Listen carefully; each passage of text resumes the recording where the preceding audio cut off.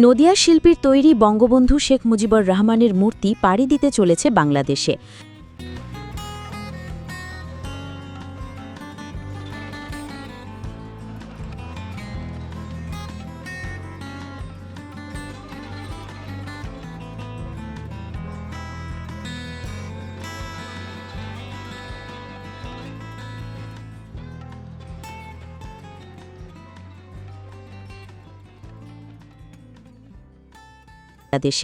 প্রায় গত এক বছর আগে বঙ্গবন্ধু মুজিবুর রহমানের প্রতি বাংলাদেশের অগ্নিগর্ভ পরিস্থিতির কথা ছড়িয়ে পড়ে গোটা বিশ্বজুড়ে।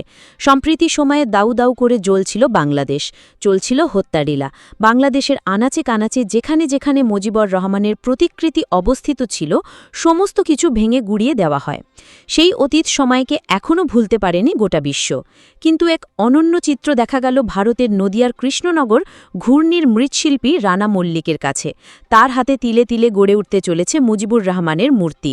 15ই অগস্টের আগেই এই মূর্তি পৌঁছে যাবে বাংলাদেশে, এমনটাই দাবি করছেন এই মৃৎশিল্পী। শিল্পী জানান, বঙ্গবন্ধুর এক অনুগামীর জন্য বঙ্গবন্ধু শেখ মুজিবুর রহমানের মূর্তির তিনি বরাত পান।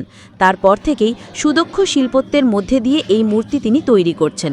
আগামী 3 থেকে 4 দিনের মধ্যে বাংলাদেশের উদ্দেশ্যে এই মূর্তি রওনা দেবে বলেও শিল্পী রানা মল্লিক জানান।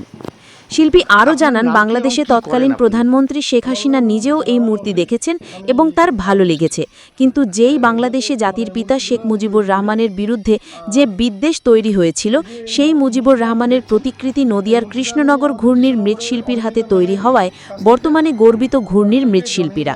যদিও বঙ্গবন্ধু মুজিবুর রহমানের মূর্তি তৈরি করতে পেরে নিজেকে গর্বিত বলে মনে করছেন মৃৎশিল্পী রানা মল্লিক। ভালো লাগে, উনি এটাকে কমপ্লিট করার একটা অনুমতি দিয়েছে, আমি করেছি এবং এটা এখন বাংলাদেশ যাওয়ার পথে 3-4 দিনের মধ্যে চলে যাবে। বাংলাদেশে যাচ্ছে। হ্যাঁ, যখন আমরা দেখতে পাচ্ছি যে বাংলাদেশের মুজিবরের মূর্তি ভেঙে ফেলা হচ্ছে, ঠিক তার পরপরেই আপনার কাছে অর্ডার এসেছে মূর্তি তৈরি করে আবার বাংলাদেশে যাচ্ছে। কি মনে হচ্ছে আপনার? এটা মনে হচ্ছে কি, মানে আমার মনে হচ্ছে আবার একটা নতুন যুগ চলে আসছে। এটা তৈরির মাধ্যমে আমার মনে হচ্ছে সামনের দিনে আরও হয়তো আরও অনেক কিছু তৈরি হতে পারে।